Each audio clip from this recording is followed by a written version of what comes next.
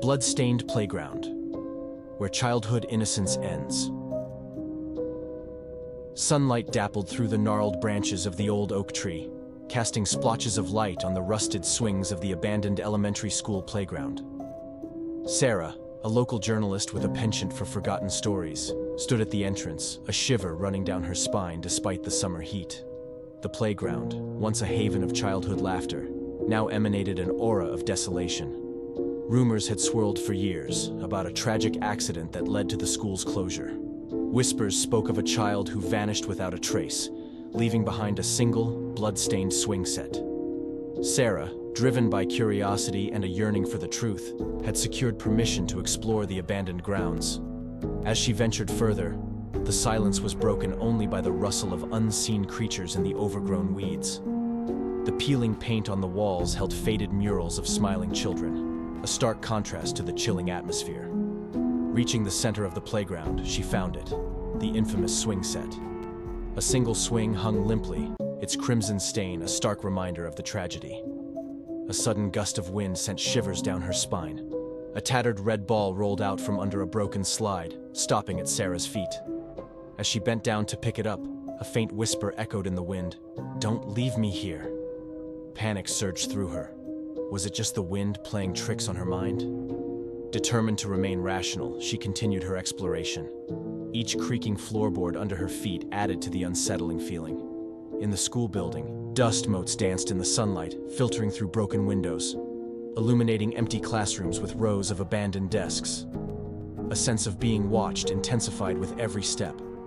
A child's giggle, faint and distorted, echoed down the deserted hallway.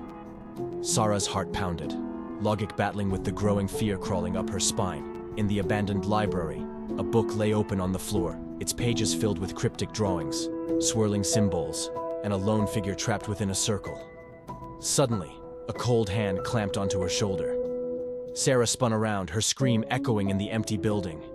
But there was nothing there, only the chilling whisper, this time filled with urgency. "Help me." Driven by a newfound resolve, Sarah spent days piecing together the forgotten story. Through interviews with retired townsfolk and dusty school records, she unearthed a horrifying truth. Driven by a newfound resolve, Sarah spent days piecing together the forgotten story. Through interviews with retired townsfolk and dusty school records, she unearthed a horrifying truth.